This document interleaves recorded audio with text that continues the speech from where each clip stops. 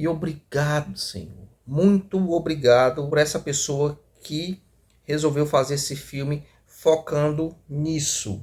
E não o Godzilla lutando com outro titã, com outro monstro gigante, porque já está de saco cheio. E aqui somos agraciados com um filme que, pelo fato de ser um filme de baixo orçamento, ele entrega algo bom, bem desenvolvido.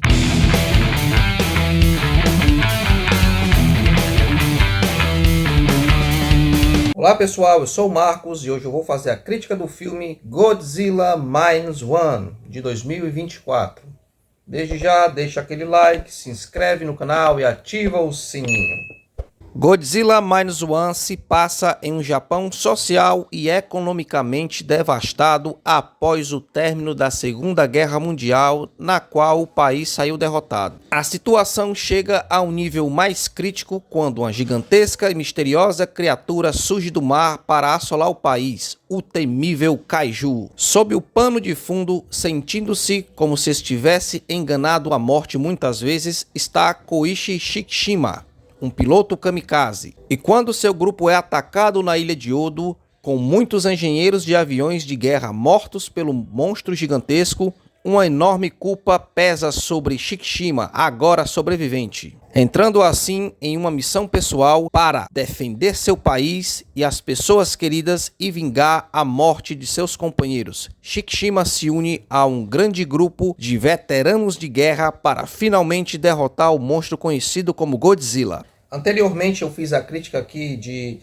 Godzilla e Kong Novo Império, e uma das coisas que mais me incomodaram nesse filme foi a falta, um bom desenvolvimento de personagens que é extremamente importante para esse tipo de filme, mesmo sendo que eles venham ser apenas meros coadjuvantes, mas precisa ter uma boa estrutura e uma boa dinâmica entre eles, coisa que naquele filme não tem. E nesse eu peguei para assistir, para fazer a crítica, achando que seria mais outro filme ruim. Godzilla tendo que lutar com outros monstros, aquele mesmo núcleo chato de humanos, aquela coisa daquela falação, enrolação, e no final ter duas batalhazinhas, uma coisinha aqui sendo destruída e acaba. Aqui podemos dizer que é como se fosse uma releitura daquele filme clássico de 1954. Aqui, próximo do fim da guerra, piloto kamikaze volta alegando que o seu equipamento estava com defeito e assim ele não pôde fazer a sua missão. E nisso dá para ver claramente que ele é um cara extremamente inseguro. Quando você é um kamikaze, eles vendem aquela ideia de você morrer pelo seu país é uma honra. Só que o cara, ele acaba dando para trás. O responsável que fez a avaliação do seu equipamento chega e conversa com ele, tendo um diálogozinho rápido, assim, para que isso, né, de você morrer pelo seu país e tal. E ele fica com aquilo ali na cabeça, pensando que fracassou, que ele é uma vergonha para o seu país, pelo fato de ter voltado vivo, sendo que era uma missão suicida. E o filme ele não demora muito a mostrar logo o Godzilla, com aquela estética mais voltada ao filme japonês, em que ele parece mais um dinossauro, de uma forma com a estética um pouco modificada, mas que funciona bem. Ele tem uma boa estética visual para um filme de apenas 15 milhões de dólares investidos. Muitas vezes o menos é mais. Então eu fiquei bem empolgado inicialmente, e o nosso protagonista, ele tem a chance de chegar e se redimir quanto àquela situação em que ele é o único combatente na ilha e os demais são apenas meros mecânicos que não têm experiência alguma a combate.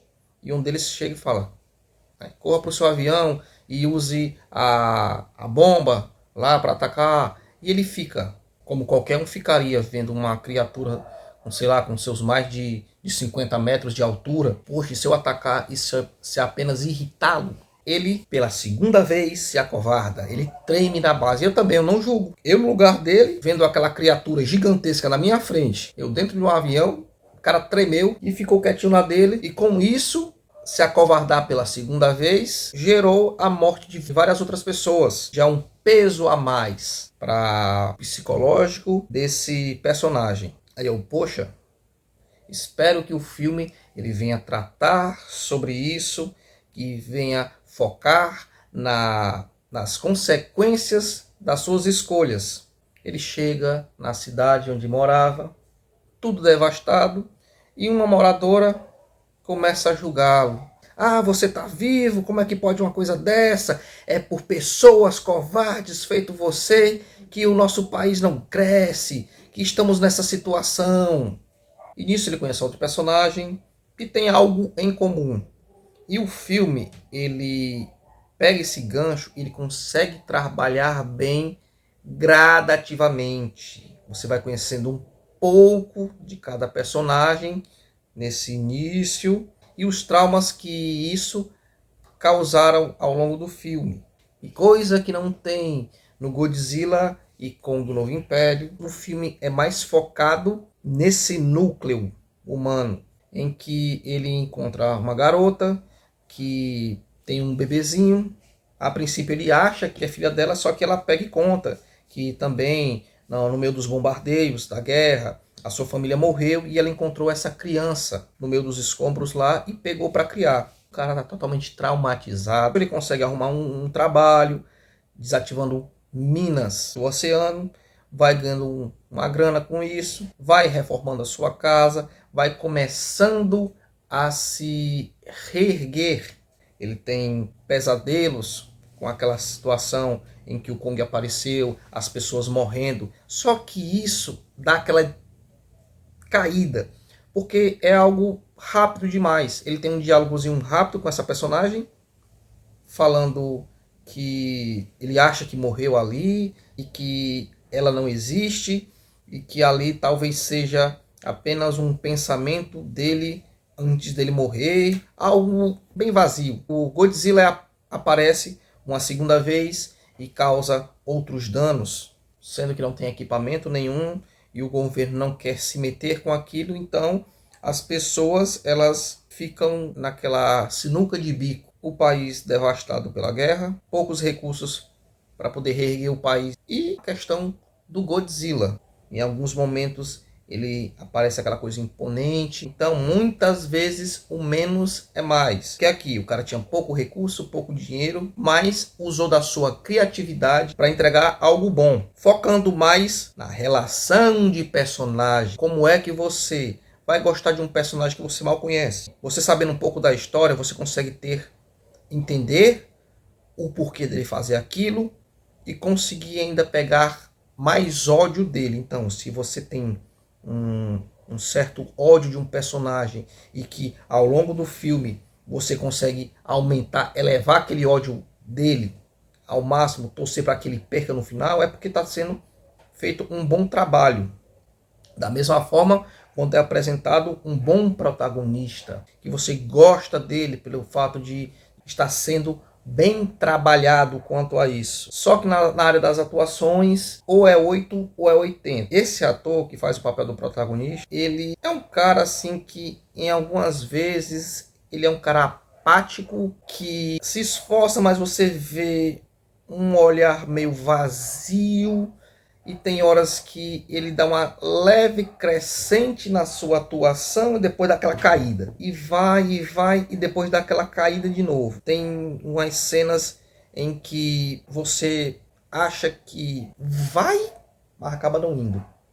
Então, para mim, foi uma escolha infeliz de terem escolhido esse cara, porque tem cenas que precisa ter aquela coisa mais, aquela carga dramática, e ele até se esforça, mas não consegue. E tem uma cena em que tem um sacrifício, em que você olha, pronto, agora está se elevando ainda mais, e esse sacrifício vai ser importante para que possa elevar o desenvolvimento do protagonista, que aquilo dali vai ser importante, vai ser algo que venha impactar no crescimento dele, tendo aquele desejo de vingança. Os moradores vão se reunindo sem ter a ajuda do governo, porque eles não querem se meter quanto a isso, estão preocupados com outras coisas. Eu não sei que outras coisas são tão importantes do que você tentar deter um monstro gigantesco que vai destruindo a cidade. Né? Um plano A e um plano B. Inicialmente parece que vai dar certo, mas a gente sabe que não vai. Precisa que dê errado para que assim o cara chame a responsabilidade para si, que venha ocorrer a sua redenção, as escolhas erradas que ele fez e as consequências de várias vidas que foram perdidas devido às suas escolhas erradas. Então ele vai totalmente decidido e tem um embate final.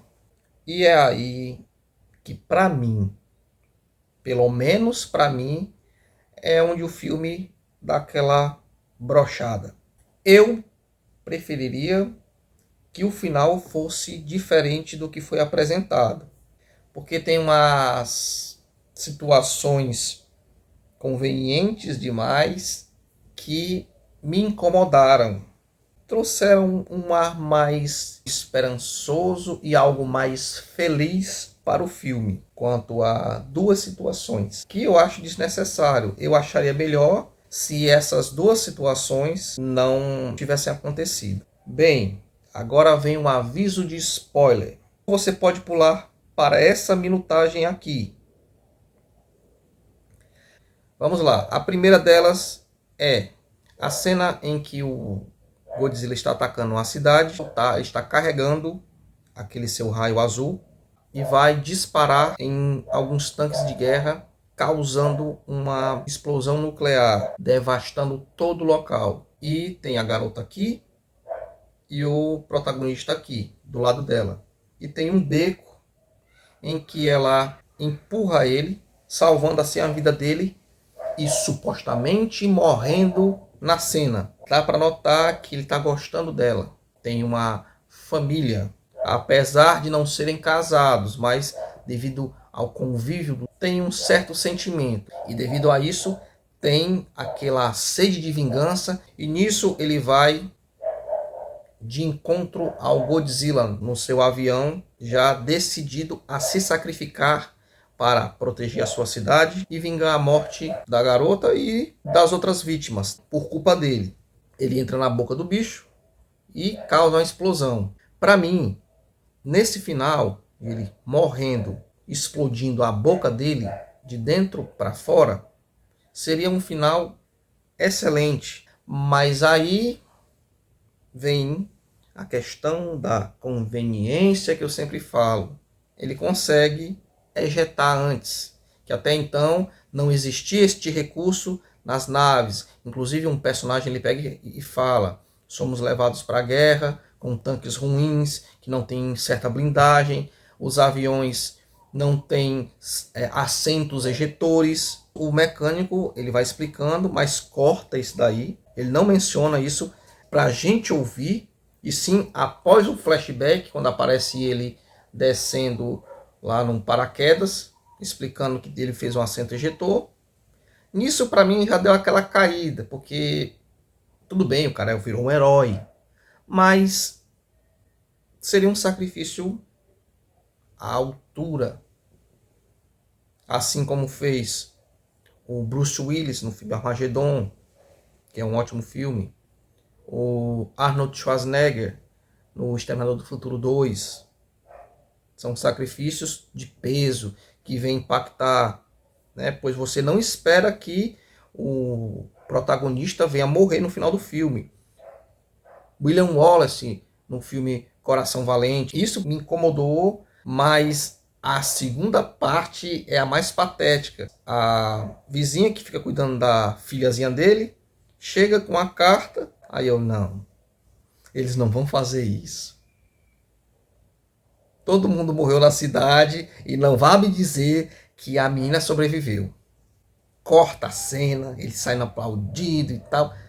E ele está lá no hospital com a sua futura esposa, lá hospitalizada, machucada aqui no olho, uma faixa aqui na testa. E tem algo interessante, que quando ela vai abraçar ele, pergunta se a guerra dele acabou, ele diz que sim. Tem uma coisinha preta subindo aqui e cortando para os restos do Godzilla afundando, como se fosse o coração batendo e se reconstituindo de novo, dando indícios que possivelmente teremos uma continuação desse filme. Isso me incomodou, eu não gostei desse final, mas gostei da boa relação dos personagens, só não gostei da escolha dos personagens, principalmente do protagonista, porque ele não consegue entregar todo o sentimento que a cena pede. Mas no geral é uma boa história, tem uma boa estética, o visual do Godzilla é bem feito, dentro de suas limitações, comparado a esses filmes mais recentes que chegamos a ver do Godzilla, até porque é um filme de 15 milhões. Mas aqui tem algo que nesses outros não tem, que é a construção, a relação de personagens e a curva do protagonista, que começou como um covarde e terminou como um herói. Não de forma forçada. Teve uma evolução gradativa. Teve aquele avanço e souberam trabalhar nesse aspecto. Então, a minha nota para Godzilla Minus One é 7. Então, se você gostou do vídeo, não esquece, deixa o like, se inscreva no canal e ativa o sininho. Vocês podem estar deixando aqui nos comentários sugestões de outros filmes para que eu possa fazer a crítica aqui no canal. Então, desde já, um abraço e valeu!